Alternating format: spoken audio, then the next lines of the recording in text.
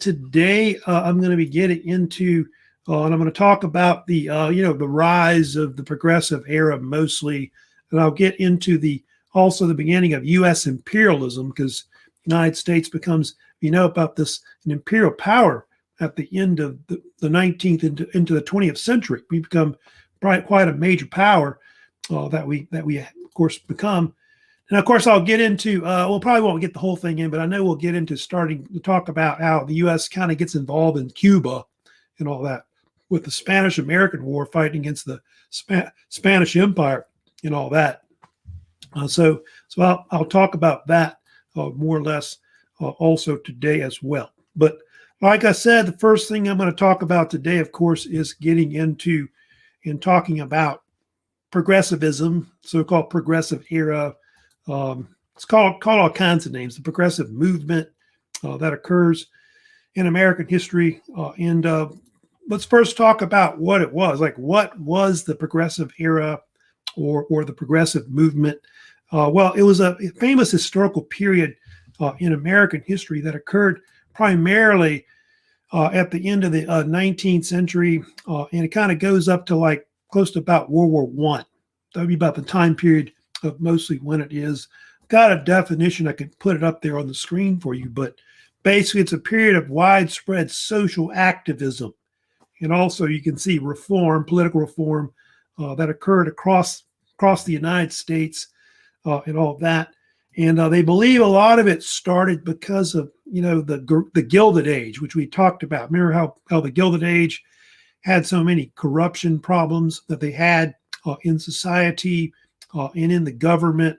And so that had a lot to do with why a lot of the movement started to try to make all these different social changes throughout the country. You saw in the video, it even involved presidents like Teddy Roosevelt, probably one of the first that really gets involved as a progressive. It kind of went across party lines. So you had Democrats and Republicans that were, pretty much getting involved in it. They even had like a progressive party, I think, at one point, which is kind of like the populist party. They think these political, changes or whatever, social changes, were all influenced by previously ideas that had been brought up by like the farmers and the labor organizations, women's groups, religious groups, and then of course the populists, which I also talked about as well.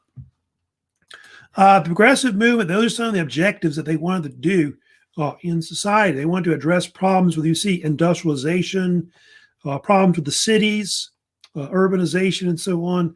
Also immigration issues in the country, political corruption, which I already talked about already. But you can see on the bottom, women's rights, like the right to vote, something you're going to see, which will be big. Of course, prohibition or the temperance movement is another thing that they always talk about, which kind of came out of the whole progressive era. I'll get to it later, but they try to get rid of alcohol, which, didn't work. You know about that. That was a kind of a social experiment, of course, with that one right there. But they did try to get rid of it, of course, alcohol overall. So, yeah, let me go ahead and talk about a few things, of course, about the progressive era. First of all, of course, I want to go ahead and talk about some of the progressives, of course. Here, of course, another slide here on the progressive. You can see the dates on it, 1890 to about 1920.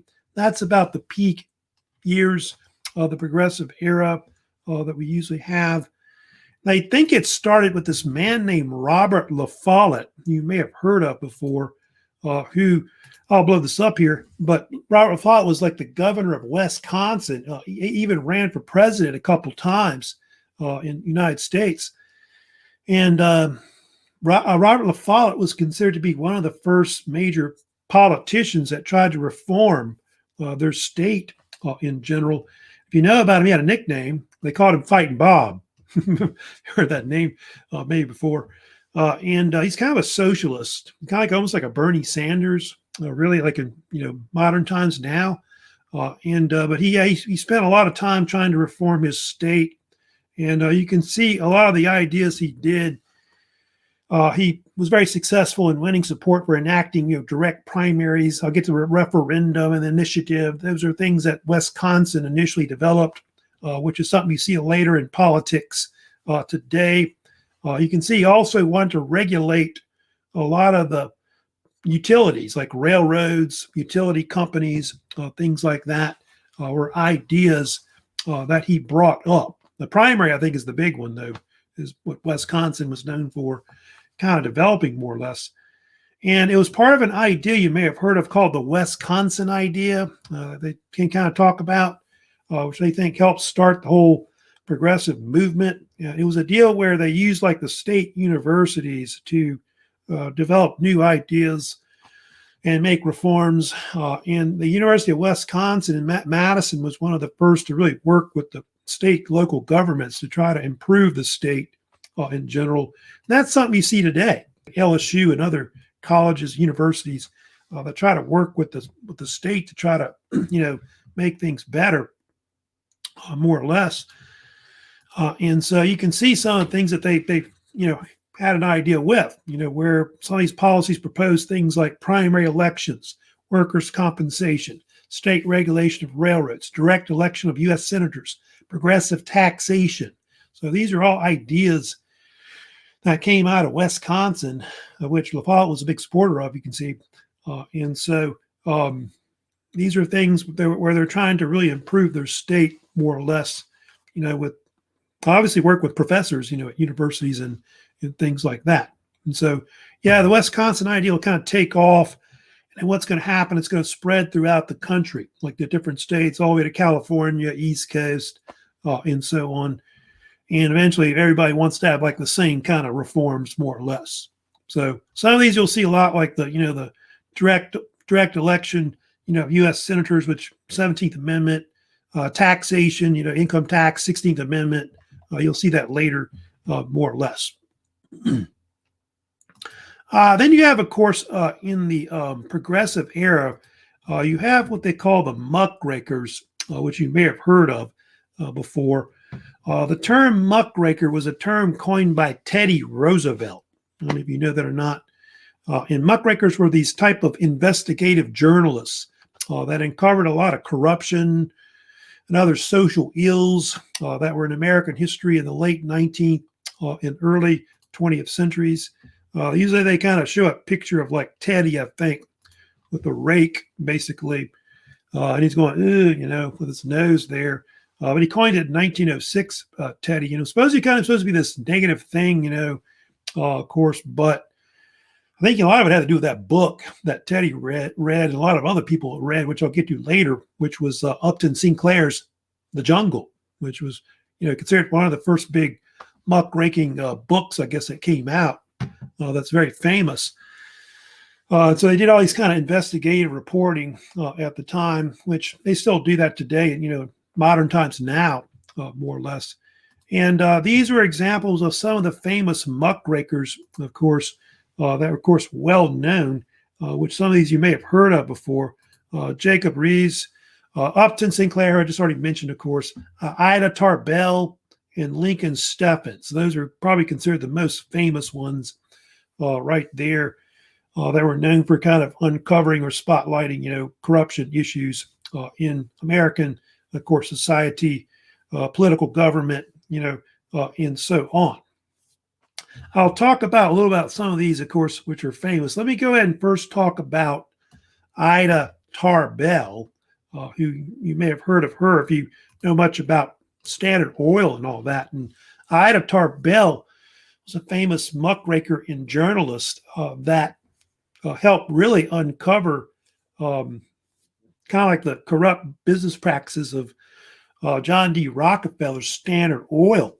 She, of course, was instrumental in, I guess, bringing down that company, which, if you know, we've talked about before, Standard Oil was basically this business trust that had practically taken over the whole oil industry in the United States in the late 19th century. And she wrote a book which was called The History of the Standard Oil Company, published around 1904. And so that book was instrumental, they think, later in bringing Standard Oil down, because over time what happened was Standard Oil got sued for being a trust, about this, what became known as the court case Standard Oil Company of New Jersey versus the United States in 1911. And of course, it led to Standard Oil being broken up, which I think was broken up like in something like 34 different gas companies or whatever, which a lot of these are still around today. Like I told you before, Exxon Mobil, Chevron, Texaco, Shell, Gulf, Shell, and so on. Those are all derivatives of it that kind of broke up more or less because of their unfair business practices in general. So that one, of course, is probably the first big famous one that's kind of well known. And also another one, of course, very famous too, is they call them different names. Lincoln Steffens is usually what they call him for short. Lincoln Steffens was another famous muckraker. Also in the late 1900s. Originally, he was a reporter for the New York Evening Post. You can see there. And then eventually worked for McClure's magazine. And of course, for McClure's magazine, that's where he wrote a lot of his articles, which uncovered a lot of like political corruption that was in like the governments in different cities. And eventually, it was a collection of articles that were published together in 1904, I believe is the year, which is called The Shame of the Cities. It uncovered a lot of the corruption in all these different cities, like in New York, St. Louis, Chicago, and so on. And in late 19th, early 20th century, a lot of American cities were very corrupt. Today, they still are. I'm not going to name certain cities or whatever, but there's a lot of cities that still practice a lot of corrupt things, more or less. Louisiana and other states in the South are kind of notorious for a lot of corruption, if you know that. And so he was instrumental in really uncovering a lot of corruption and leading to various reforms where they're trying to give the government back to the people, more or less. And so he was instrumental in that, in uncovering that kind of ills. Then the one they always talk about, which I've kind of mentioned already before, who's more famous, is, of course, Upton Sinclair, which I'm sure everybody's heard of him from his famous book called The Jungle, which came out in 1906. And if you know about this book, it famously uncovered the unsanitary conditions that were in the meat packing industry, especially in Chicago. That was bad. And he talks about all the different problems they have with a lot of the workers, working in horrible working conditions. Not just that, but the process of making the food, like packing meat or whatever, was a lot of times unsanitary. Just things getting into the food, roaches. There's cases where you cut your finger off, oops, ends up in the food, that kind of thing. So no telling what's in that sausage or what's in that hot dog, So there was no labeling of, ingredients that went into different kinds of foodstuffs and all that. And the actual book, if you know about it, led to a lot of consumer protection laws. It led to the founding of the FDA being created as well, like the Food and Drug Administration. And in fact, Teddy Roosevelt read the book. If you know about this, he was so influenced by it that he got Congress to pass several laws and acts. And of course, one of the first things they passed, if you know about this, was the Pure Food and Drug Act, 1906, which came out. And eventually they're going to have to, start, inspecting food and labeling food, those kind of things. Also, the Meat Inspection Act also came out in the same year, 1906, which after that, the USDA had to inspect meat and so on. And Sinclair made a statement about this one point about his book. He said that I aimed at the public's heart, and by accident, I hit him in the stomach, was the famous statement that Sinclair said, So anyway, I think it hit Teddy's stomach. I know that for sure, that kind of thing. So, and also under Teddy Roosevelt, they did kind of mention this, I guess, while I'm at it. They did start, the child labor thing. They started trying to get rid of that. I think that little short video, they talked about, child labor as being something that was kind of a big problem in the 19th century, more or less. And so you start seeing them eventually making laws where, children can't work up to a certain age, like maybe around 10, basically. I do have a little short video on that I'll show you, which is about child labor reforms. That's something you do see that's in the progressive era. So I'll show it real quick, that little short video. The 1900 census reported that nearly 2 million children were working, making up 6% of America's labor force. Children as young as 5 contributed wages to the family income.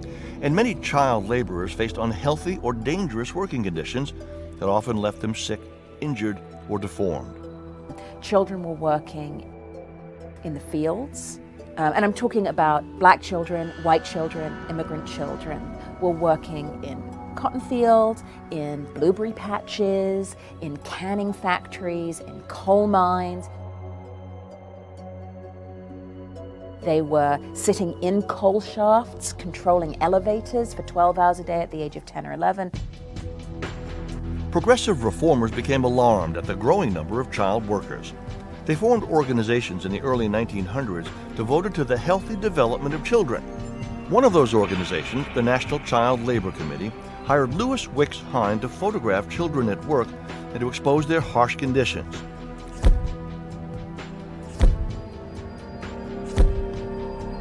Hines's images brought national attention to the difficult life of millions of children. Over the next 20 years, the NCLC and other organizations investigated child labor abuses and continued to push for state legislation that would take children out of the workforce and put them in schools. Finally, by 1929, every state had restrictions preventing children under 14 from working.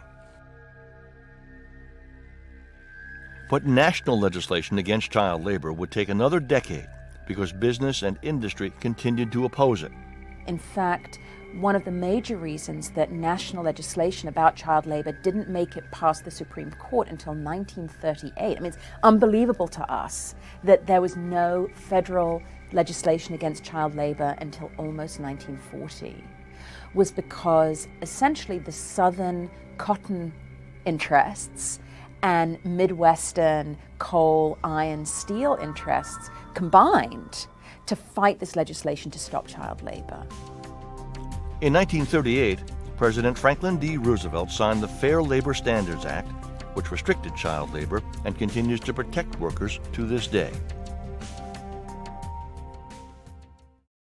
So you can see there, they eventually banned it, child labor up to a certain age, that went until 1938. So it's kind of a while until, of course, that actually happened. But yeah, in a lot of cases, a lot of these children, would work like in mines and so on, cotton fields, whatever, picking cotton and things like that at a very, very young age, more or less. So anyway, I'm going to continue talking about more, I'm going to get maybe a few more things. I'll talk about muckraking as well. Now, they still have it today. Pretty much you still got investigative journalism today. I mean, from that time period onward, you still had people that do that today. Of course, examples today, Ralph Nader, you may have heard of him. He's, of course, more known as a politician, and all that. But he wrote a famous book called Unsafe at Any Speed. It's kind of considered one of the big books written in the 1970s, which I think it was about the Corvair. If you know what the Chevrolet Corvair was, this kind of car that was unsafe. He's the one that kind of popularized the idea that people ought to wear seat belts, like in cars. And so after that, everybody had to wear a seat belt. Hopefully you wear yours. And so it's a good example of that. And then Bob Woodward, you've heard of them, Carl Bernstein were these journalists for the Washington Post. They brought down Nixon, in the Watergate scandal and all that. Got some of their information from that guy Deep Throat. You've heard of him.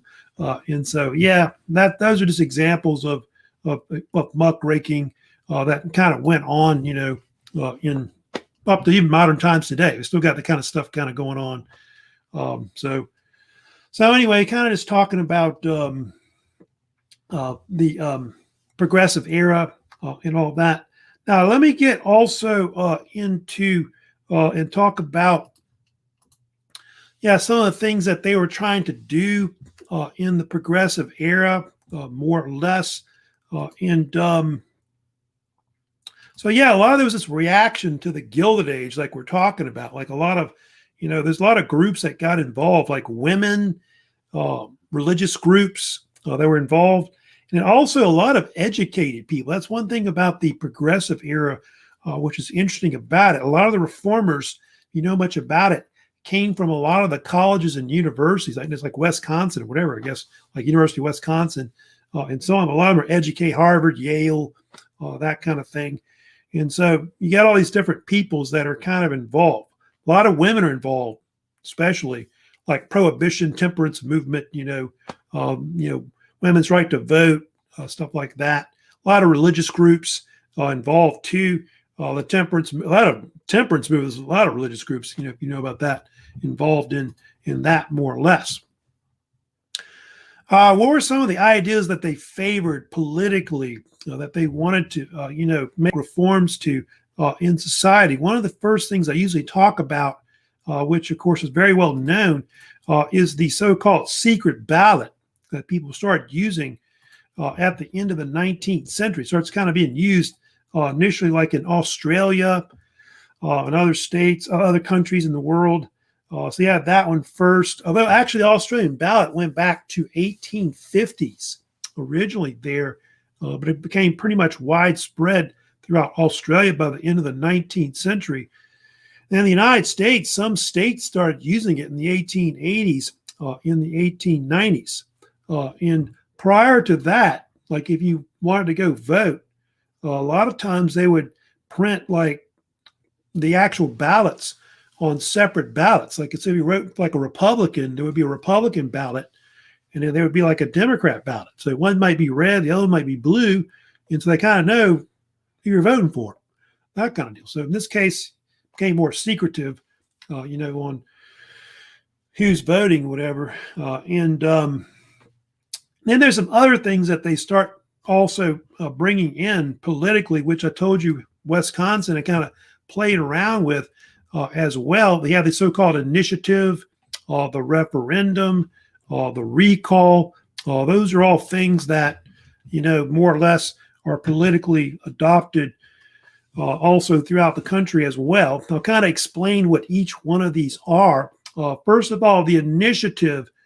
Initiative is where like voters basically introduce, or citizens introduce legislation for consideration to like a state, legislative body, and then what happens is they then create a referendum for it, where they have an election to vote on that state legislative material they've created, whether it be a bill, whether it be some kind of amendment to the state constitution, more or less. Those kind of two are together. And so that's basically what that is. And it's like basically kind of like a plebiscite or yes or no vote on whether that passes or not. So usually every year we get, Louisiana's got some kind of referendum they put, on the ballot where you vote on it, yes or no, and all that.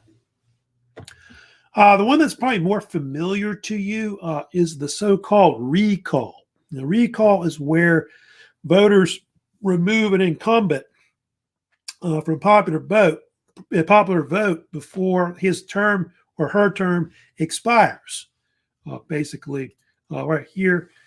And usually involves a petition where, the people like, local area or state have to basically fill out a petition of at least 25% of the eligible voters.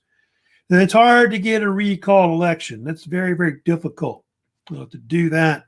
And there is one case where in 2003 in California where that actually happened. In the governor's race, governor's race in 2003. I think it was Gray Davis. You may have heard about this. Got recalled, and so they had to have a recall election basically to replace him. And you know who won, right? Arnold Schwarzenegger. He got elected, if you know about this, and served 2 terms as president. It's like one of the very few Republican, I guess, governors they have. It must have been the last Republican governor I think they had of California. And I think they called him the governor. That's what they called him. So can't run for president, though. He's from Austria. But anyway, so yeah, he's a good example of like the recall, being successful. But like I said, it's very difficult to really do that, to recall somebody. I think there's talk of recalling Andrew Cuomo because of all that sex scandal or whatever it is, sexual harassment thing, whatever it was that I guess he's being accused of and all that. That's a good example right there.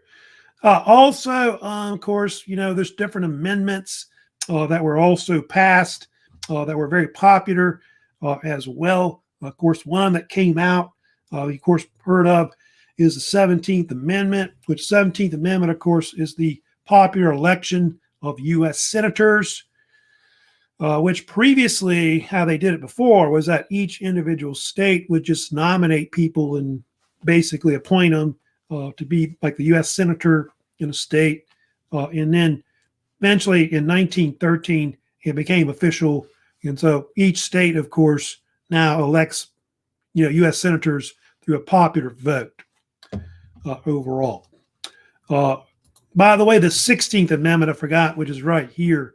I didn't talk about that one, but also that one was another one, of course, that was adopted too, which was kind of controversial, still is today. Some people think we should have one, but federal income tax, 1913, of course, the 16th Amendment as well, which I think was, they pretty much finished that one before the other one. So those are the two, 16th and 17th Amendments, of course, federal income tax and popular U.S. vote for senators. Also, they've got something else, too, that they start doing, too, in the progressive era. And that's, of course, the so-called direct primary, which you probably heard about this as well. That's where political parties would basically select candidates for the general election, which election spelled wrong there. And anyway, let me fix that real quick. But yeah, for the federal, for federal, local, or state, of course, elections, either one. And first started, like I said, in Wisconsin. That's where it began. And I'll put it on the screen for you. But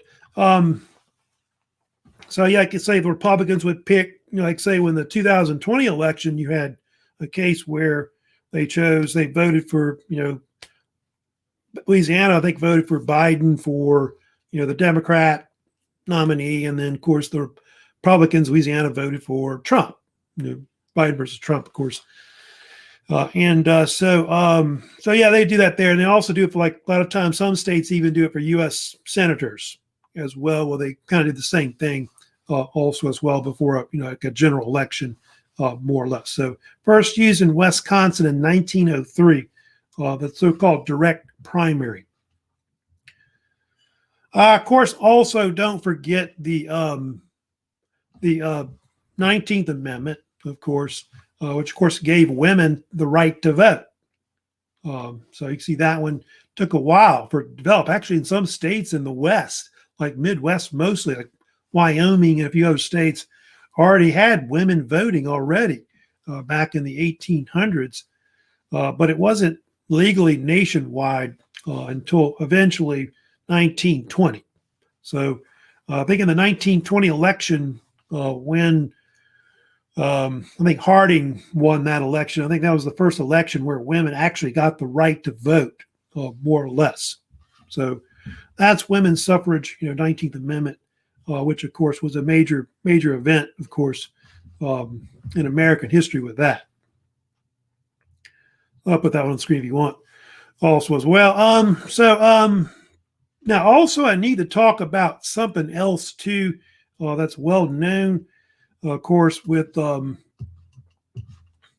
that same period, the progressive era. Don't forget also one more thing that's very, very famous, with the progressive era. We have also the temperance movement was a big thing that took off in the late 19th and early 1900s. That was, of course, this idea to either moderation with alcohol, or even ideas to ban alcohol in the country, which a lot of it was mostly, I'd say, I told you before, mostly women, religious groups that were primarily behind it, trying to push for it.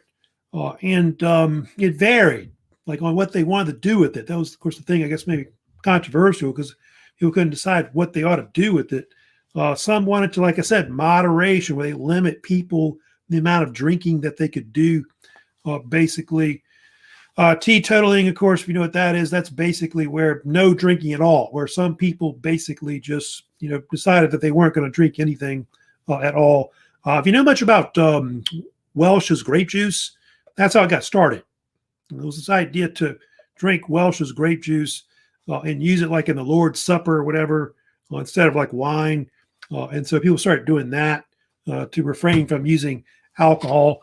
And then some, of course, wanted to ban it outright, if you know about that. And so, yeah, a lot of religious groups wanted it, mostly like evangelical Protestant groups. Mormons were mostly the main groups that were mostly behind it. And so a lot of them formed these different temperance groups that were well known, like the American Temperance, Society, I think, was one of the big ones that they always talk about, that formed initially. You may have heard of the Anti-Saloon League was another one. And yeah, sometimes where women would go in, they were pretty, big on it, and they would go in there and try to smash up kegs and take all the alcohol out and stuff like that. Yeah, and even like women like that in that picture there, where they wouldn't date, like if they wouldn't court you, like if you drank, like if you're a man, they're a woman drinking, they wouldn't court you. Of course, that sign pretty much says it all. Lips that touch liquor shall not touch ours, that kind of thing. So they had that. And then, of course, eventually, about around World War I, you're going to see they even have this push to basically get rid of alcohol outright, with, of course, the so-called 18th Amendment, which banned the selling, transportation of alcohol and all that. And so it's going to be this big social experiment in 1920, as you know, that'll be around for like 12, 13 years, 1920 to 1933. They had a ban on alcohol. They had the Volstead Act, that enforced it. But as you know, it didn't work out. It was a social, they call it the noble experiment later, prohibition, but led to the rise of all the gangsters, if you know about that, Al Capone and rum running and bootlegging and so on. Led actually to more crime. I think when they got rid of, when they eventually brought it back, people didn't drink as much. I think people drank more when it was illegal, that kind of thing, overall. But I'll get later into that, not now. I'll kind of talk about later more into like prohibition. We get to like the Roaring 20s, because that's, part of that era, more or less, where they got all those gangsters that are, bootlegging and all that. Right, next I'm going to get into today, and I'm going to talk about, of course, the so-called period of imperialism. So we'll talk about that next and get into that. So U.S. imperialism, because I'm going to talk about, like the I'll get into and talk about the like the rise of U.S. imperialism, and also get into and talk about the Spanish-American War. Or at least kind of get to like the outbreak of it, and how the United States really gets into that conflict, which is really one of our most famous conflicts early on as an imperial power, which the United States is becoming slowly at the turn of the 20th century, more or less. So anyway, talk a little about imperialism. So yeah, it was heavily influenced, if you know much about imperialism, about something called New Imperialism, which kind of developed in the late, more in the mid-late 19th century at the time. And you had all these world powers that start to kind of become imperial powers, like, Britain's big.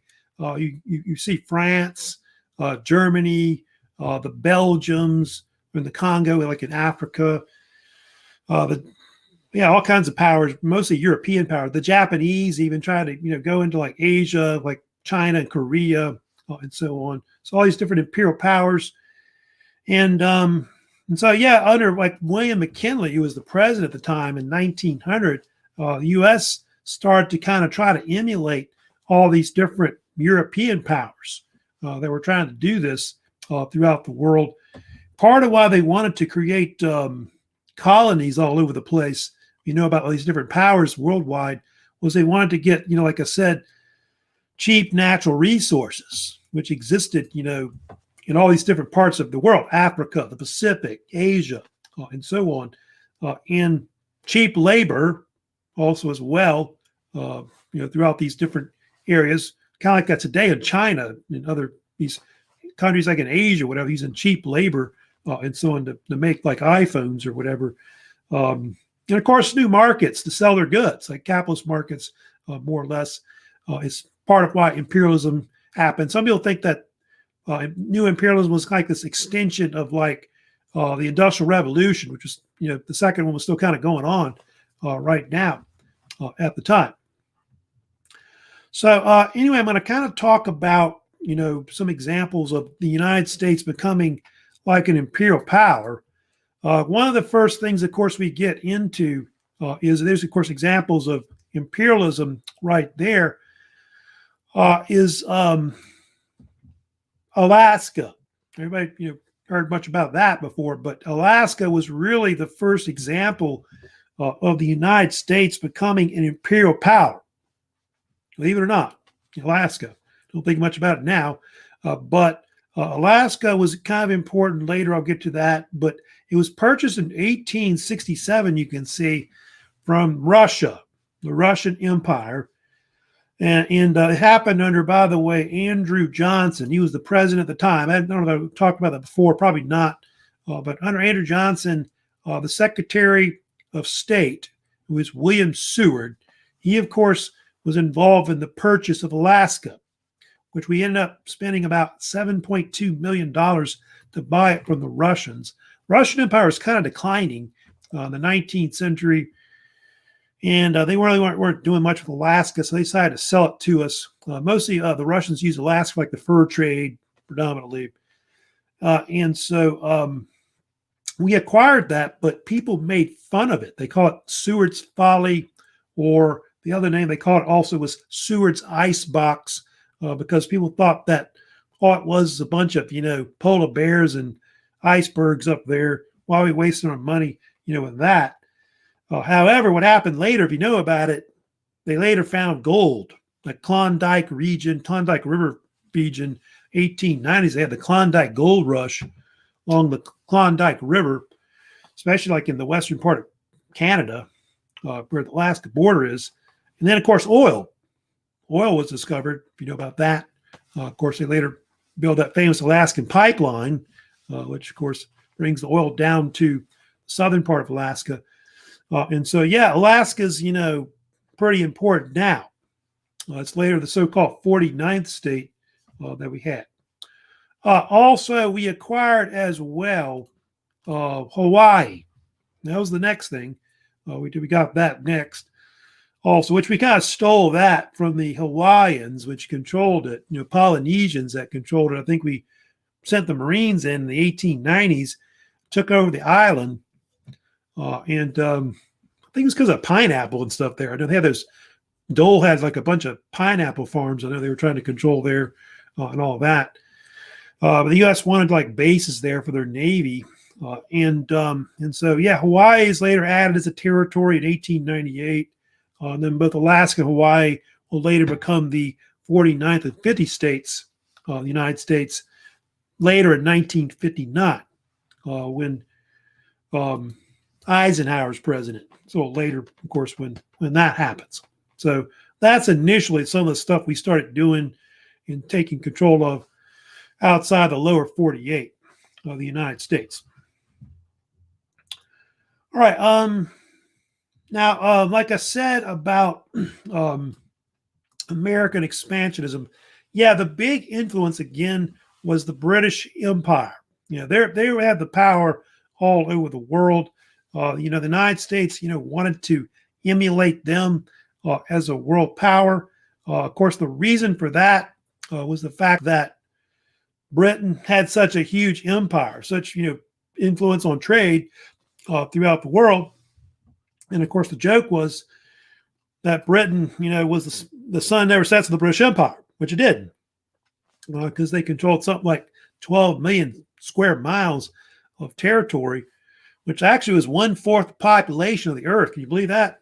This is in I want to say the 1920s or something, like close to World War I. I know they actually controlled territory that had about 1/4 the population of the world. That's amazing at the time.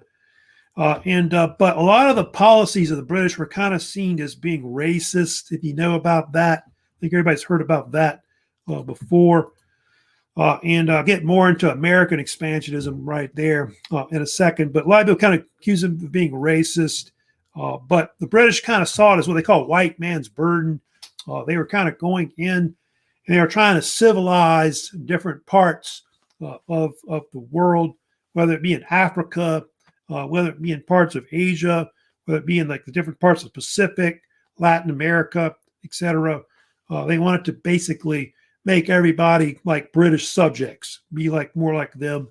And white man's burden was a euphemism that originally came from like a poem by Rudyard Kipling, you may have heard of. It was called the same name. And Kipling was one who wrote different books like The Jungle Book, which I think you probably heard of, maybe seen the movie for it, and a few other books that he was, of course, well known for as well. He's a British writer or novelist that was real famous. So let me get into and talk about, like I said, America itself. America, had different, ideas on expansionism, which really took off in the late 19th century, 1880s, 1890s. You see a lot of people kind of start to push this idea that we need to, have colonies all over the world, and things like that, expand our territory outside our current boundaries, and so on. And there's an example of Josiah Strong was one of the first. They talk about who was this American reverend and social reformer. He wrote a book that was well known in the 1880s called Our Country. And in this book, he talks about the idea that America is based on exceptionalism and that we should try to spread American ideas, not just here, but all over the world. Try to Americanize people and be more like Americans and so on. It's kind of a racist view now, I guess, maybe, of how it is today, but that was his view. Of course, more of a white American version, of course, obviously we're talking about, from that time period. But that's something he talked about, the idea of trying to expand all over the world, have colonies and things like that, and do like what the British and other powers are doing, at the time. And I guess there's this fear if we don't get involved in it, we'll get behind and be left behind and so on. Then you may have heard of this guy named Turner, Frederick Jackson Turner, who had the so-called Turner thesis from the 1890s. He was an American historian and professor at one of the Ivy League schools. And Turner came up with this idea that the United States had always had a frontier, and that was why the United States was such a great country. And so what Turner believed was that he thought the United States ought to keep expanding, like even, throughout the world and becoming an imperial power. Otherwise, we would become a stagnant country if we don't. So he believed that the United States always had to have a frontier, which it always had, going back to the beginning of, I guess, beginning of like American, like the colonies and all that, going back to the 17th century. And so he believed that ought to be something that they ought to continue. And so that made people want to, be in favor of imperialism also as well. Then they had Alfred T. Mahan as well, who was a famous naval captain in the U.S. Navy, and he was also a writer. And he wrote this famous book in 1890, you may have heard of, called The Influence of Sea Power Upon History. This book was also influential as well in the age of imperialism for the United States. And what Mahan argued was that in world history, more or less, all great nations had some kind of decent navy. Like you can go back to the Romans, who had a pretty good naval power, as an example. But all great nations at one point were seafaring naval powers, more or less. And so he recommended that the United States expand and build a better navy, because you know much about the Navy at the time, the United States, it wasn't that great. Our Navy had really stagnated since the Civil War. I think up the Civil War, we had built up this huge Navy, fighting the Confederates and all that. But since then, our naval power really had gone down after that. And I don't know if we were even in the top 10 in navies worldwide, more or less.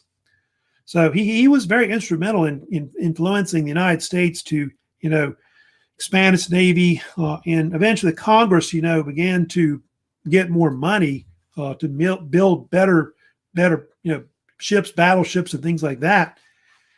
Like especially under William McKinley and Teddy Roosevelt, you start seeing, the construction of better type ships. And I think one of the first big ones that came out was the Indiana class battleships. They were built in the 1890s. Some of these, which by the way participated in the Spanish-American War, these were pre-dreadnought battleships, by the way, that they built.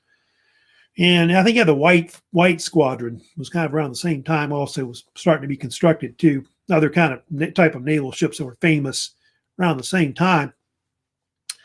Also, another thing that Mahan talked about was this idea that we need to have like different islands all over the world, like in the Pacific, where in the Caribbean, where we could have naval bases. So that's where you get the idea of like Guam, Philippines, like naval bases there, Guantanamo Bay in Cuba, etc. Because he believed that a lot of our ships would need like coaling stations, like the refuel with coal or whatever they needed, things like that. And so that's basically something Mahan kind of influenced, of course, with our naval power later. All right, so the next thing I need to get into is, of course, which is I need to talk about, of course, the fact that the United States eventually got into a major war with the Spanish, the so-called Spanish-American War, which, of course, I'm sure you've heard about this conflict, which really the Spanish-American War was one of the first major conflicts that the United States got involved in since really the American Civil War. It's been that long, more or less. And it was a very short war. It only lasted from April to July of 1898. About 113 days was how long the war was. It was a war, by the way, fought against the Spanish Empire, which controlled still parts of the Caribbean, Pacific, etc.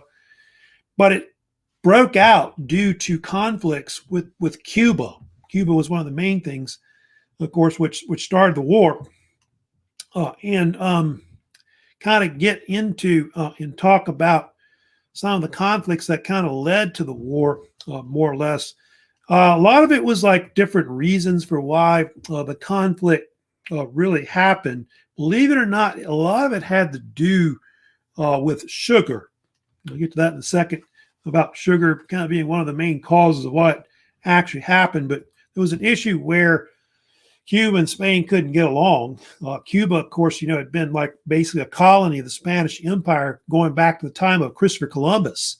It's going back like the 1490s, basically. And the Spanish always saw Cuba as being the ever faithful isle, as they used to call it, and so on. However, the Cubans wanted more rights. They wanted more independence. And so it led to a lot of these rebels in Cuba, resistance groups, and they had different civil wars and revolutions there, like the so-called Cuban Revolution that happened in the 1860s and 70s, the so-called 10 Years' War, I think some people called it. But every time they would try to rebel, the Cubans would get crushed by the Spanish. And the one that was really the one that led to the war later was the so-called Cuban Revolution of 1895 that broke out, supposedly, which had to do with sugar, believe it or not. Was the cause of it. And in the U.S., the Congress had passed this act, which was the Wilson-Gorman Tariff Act, 1894. And what it did was it put extensive tariffs on imported sugar to help out, I guess, sugarcane farmers, I guess, in the United States, or beet farmers, I guess, where they were getting sugar from them. It was like a 40% tariff on any kind of sugar coming into America's ports. And as you know, it caused the whole sugar industry in Cuba to collapse, because that's their whole big thing, making sugar and also, I guess, rum and all that. And so, yeah, that really caused the Cubans to rebel, of course, against their Spanish overlords and all that. And it got so bad that the Spanish sent in this general to try to take control of Cuba, because it was kind of, I guess, getting out of control, more or less. Here's his name right here, which is Valeriano Weyler the Butcher. He was brought in to basically put down the rebellion by Cubans. And he had thousands and thousands of people put in concentration camps. And they call it the reconcentration camp, I think is what they called it actually. But they were basically these concentration camps, kind of like what the Germans had, like in World War II, kind of like similar to that. And they think it caused up to maybe 400,000 people to die. Like, a lot of people died of starvation and so on. And so Weyler was later called the Butcher because of it, which, was obviously a nickname that was pretty much, true about that. Here's another picture of him right here. So yeah, the Cubans were treated very poorly, because of that, more or less. And what happened was, what kind of caused the war to really expand, more or less, was the newspapers. The American newspapers kind of sensationalized the conflicts that were kind of going on Cuba. And they called this, back then, the so-called yellow press, or yellow press journalism, whatever you want to call it. Yellow journalism, I think they call it as well. Yeah, yellow journalism as well. It's a type of form of sensationalism that they used in newspapers to try to get people more sympathetic about ideas or causes. And they would have these huge headlines, that would say, war declared, or something like that kind of thing that they would put in papers, just real big writing, and sometimes they put stuff in color, as you know. And there was this cartoon called The Yellow Kid. It's one of the first cartoons that came out that was in color. And that's where they got the term yellow press or yellow journalism from. And it eventually led to this circulation war that occurred between these two newspapers in New York, which were the New York Journal, which is still around today, owned by the Hearst family. You may have heard of the Hearst family, still around. They're pretty wealthy. And it was eventually owned and edited by this man named William Randolph Hearst. You've probably heard of him, of course. Then the other paper was the New York World. They were kind of competing against them, owned by Joseph Pulitzer. You probably heard of Pulitzer as the Pulitzer Prize. He's got started that later, as you know. So they got in this huge circulation war, they called it. And they believed the newspapers were kind of important because it helped basically to escalate the war. It got the people to hate the Spanish and be more sympathetic to, the Cuban cause and all that. And so that's basically why, the war was able to kind of, come to a fruition because of that. And so when the USS Maine blew up, which I'll get to a little bit later, that gets people mad, at the Spanish. They think the Spanish were behind it and all that, kind of like Pearl Harbor or whatever, or 9/11, right? And so people want to volunteer, to fight for whatever cause, whatever war that is. There's a very famous story where William Randolph Hearst sent, I don't know if you know who Frederick Remington is. Remington was this famous American artist. He's the one who painted like a lot of paintings and statues of the Old West. And he also painted like the Rough Riders, and all that, like San Juan Hill and so on. He sent him down there to take pictures, like photograph, the revolution that was kind of going on in Cuba. at the time. And Remington got there, and he's like, there ain't nothing going on. I'm kind of bored. And, I want to come home. And said, Hearst said the famous quote, "You furnish the pictures and I'll furnish the war," is basically what he said. So some people imply that maybe the war occurred because of the press. The press, egged him on, wagged the dog, or whatever they called it, basically. And so, yeah, it's a possibility that the press, helped kind of start the Spanish-American War, more or less. Now, talk a little bit about, of course, how William McKinley viewed it. McKinley, of course, didn't really want to get involved. McKinley preferred, he's big, like a big business and industry. He didn't really want to get involved in any kind of big conflict with any foreign country and all that. He preferred diplomacy, like diplomats to kind of hammer things out between both sides. And so, initially, when this all conflicts are going on in Cuba, he keeps the United States pretty much neutral, from 1897 to 98 when he comes in as president, more or less. But there's some events that really kind of help to really propel the United States into the Spanish-American War, which we'll get to later when Congress declares war, which will be a little later.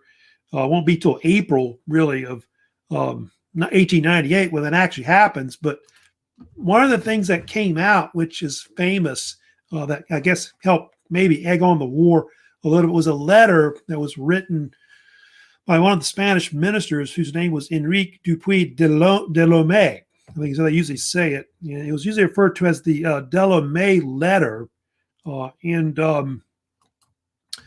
Anyway, in this letter, it inflamed a lot of tensions in the United States. Like the newspapers printed it and all of that. And it kind of created a lot of hatred towards Spain. The reason why was the minister of Spain described McKinley as this weak politician. He made fun of our president and all of that. He also, I think, called him like this would-be president, I think was the quote I think that he used. Yeah, would-be president. So he said that McKinley was a weak and a bidder for the admiration of the crowd, and also he was a would-be politician. That was the different quotes he kind of talked about. And he later apologized for saying that about President McKinley, but it obviously made the public angry, and that's basically one of the main reasons why the war eventually breaks out. And of course, and then there's like this one more incident that really they think propels the United States to really end the war, and that is the USS Maine. The USS Maine was actually sent there to protect American interests in Cuba, and apparently was anchored in Havana Harbor, if you know about this. And of course, what happened was it blew up. It exploded on the date of February the 15th. February 15th. February 15th, 1898 is when it blew up. And so the yellow press starts screaming, war. We need to have war, right now, because the Spanish blew it up and all that, like with a mine. And so, it kills like all these different Americans. 250 Americans or more were killed when it exploded, the USS Maine in Havana Harbor. But later on, they find out later, if you know about this after the war, when the United States went to Cuba, when they investigated it, they found out that it was actually caused by some kind of internal explosion in the magazine. That's actually what caused it, more or less. But at that point, the whole rallying cry, was to fight Spain. Remember the Maine, the hell of Spain, was people, what they start saying about that and all that. And so, that's how basically, the United States, gets into, the Spanish-American War. However, they're not quite declared war yet. They're going to, of course, declare war eventually in April. So I'm going to talk about that in my next lecture coming up, of course, on Thursday. I'll kind of get more into and talk about the Spanish-American War, also how we went into Cuba, took over Puerto Rico, took over Guam. We take the Philippines, also on the Spanish-American War. So it was a very good, successful war, later called the so-called Splendid Little War, which I'll explain later about that, why they called it that. Then I'll also get into on Thursday, we should have time, I'm going to talk about also the Teddy Roosevelt era, because that's one thing about the Spanish-American War, which is very famous. Teddy Roosevelt becomes a major hero in that war with the Rough Riders, and it propels him to be president eventually. So I'll talk about that, like I said, on Thursday upcoming, which I should have already an announcement about that coming up. You'll see on Canvas, so just watch for that later. Don't forget, I do, of course, have the Canvas quiz that's up right now in the Gilded Age and the Old West. That's on the corruption thing, politics, and so on in the Old West. So that's due later. That's on Friday, and then later I'll kind of talk more about our first exam. I'm not going to give that to you probably till next week, so you can kind of digest all these different lectures I've got coming up. That'll be for that, but it's likely next Tuesday I'll give you your first exam for you to complete, which will be mostly on like 3 or 4 lectures that are upcoming, which I think is going to be Age of Industry, the rise of the unions, farmers, populism, and then these 2 lectures this week on progressivism and U.S. imperialism, etc. So that's going to be, I think, all the topics I'll have probably on the so-called first exam. So that's it for today.